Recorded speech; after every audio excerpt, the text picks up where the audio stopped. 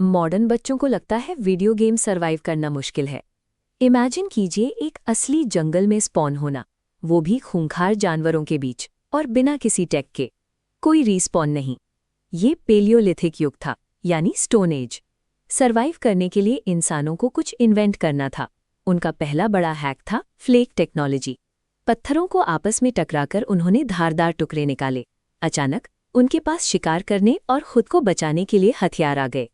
मध्य प्रदेश की भीमबेटका गुफाओं की इन पेंटिंग्स को देखिए। इन सफ़ेद आकृतियों से पता चलता है कि वे सक्रिय रूप से अपनी जिंदगी को डॉक्यूमेंट कर रहे थे। जानवरों और शिकार के ये दृश्य भारत का सबसे पुराना आर्टवर्क है।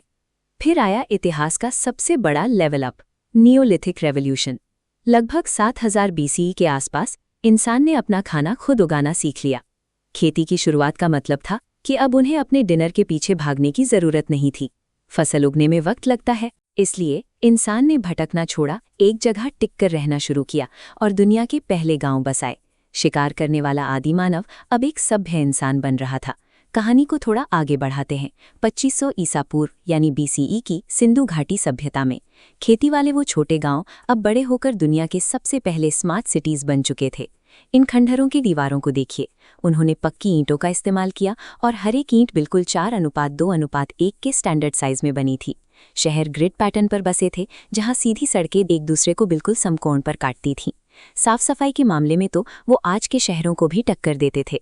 लगभग हर घर में अपना बाथरूम था, जो बाहर गली की ढकी हुई मुख्य नालियों से जुड़ा था। सफाई के लिए मैनहोल्स तक बने हुए थे। हड़प्पा की इन मोहरों को देखिए। इन पर जानवरों की नक्काशी है, जैसे ये एक सींग वाला बैल, और सबसे ऊपर उनकी रहस्यमयी पिक्टोग्राफिक लिपि। वो इन मोहरों का इस्तेमाल मेसोपोटामिया तक भेजे जाने वाले सामान पर ठप्पा लगाने के लिए करते थे। हम आज तक इस लिपि को पढ़ नहीं पाए हैं। सिंधु घाटी की ये सभ्यता इंजीनियरिंग, आर्किटेक्चर और अंतर्राष्ट्रीय व्यापार का एक बेजोड़ नमूना थी। वैदिक काल के अंत तक आते आते इंसान को लोहा, आयरन मिल गया। लोहे की कुल्हाड़ियों से घने जंगल साफ हुए, खेती बढ़ी और छोटे कबीले मिलकर विशाल महाजनपदों में बदल गए। इन सब में मगध सबसे ताकतवर साम्राज्य बनकर उभरा। जैसे जैसे समाज बड़ा हुआ, पुराने कर्मकांडों की जगह नए विचारों ने ले ली। भगवान महावीर और गौतम बुद्ध ने एक नया रास्ता दिखाया। उन्होंने सादे जीवन पर जोर दिया और अहिंसा का शांतिपूर्ण संदेश दिया। पॉलिटिक्स भी तेजी से बदल रही थी। चंद्रगुप्त मौर्य ने चाणक्य की कूटनीति की मदद से पुराने राजाओं को हराया और भारत का पहला सबसे विशाल साम्राज्य खड़ा किया, मौर्य साम्राज्य। उनके पोते सम्राट अशोक ने इस साम्राज्य की सीमाएं और भी बढ़ा दी। लेकिन कलिंग युद्ध में हुए भयंकर विनाश और लाखों मौतों को देखकर अशोक टूट गए। उस तबाही ने उनका दिल बदल दिया और उन्होंने हमेशा के लिए हथियार डाल दिए। उन्होंने युद्ध की जगह धम्म यानी शांति और नैतिकता का रास्ता चुना। इस संदेश को उन्होंने देश भर में बड़े बड़े पत्थरों और स्तंभों पर लिखवाया। इस स्तंभ के ऊपरी हिस्से को देखिए। 4 शेरों और इस चक्र को आप आज भारत के राष्ट्रीय प्रतीक के रूप में पहचानते हैं। अशोक ने अद्भुत बौद्ध आर्किटेक्चर भी बनवाया। मध्य प्रदेश का ये सांची स्तूप देखिए। इसका विशाल गुंबद और पत्थरों से बने ये बेहद खूबसूरत प्रवेश द्वार, जिन्हें तोरण कहते हैं, शांति फैलाने के उनके मिशन का एक बड़ा सबूत है। लोहे और हथियारों ने बड़े साम्राज्य जरूर बनाए, लेकिन इतिहास में सबसे ज्यादा सम्मान उस राजा और उन विचारों को मिला जिन्होंने दुनिया को शांति का रास्ता दिखाया। समय का पहिया घूमकर 320 AD पर पहुंचता है, गुप्त राजवंश के दौर में। इतिहासकार इसे प्राचीन भारत का स्वर्ण युग कहते हैं। इस दौर में कला, संगीत और साहित्य का जबरदस्त विकास हुआ।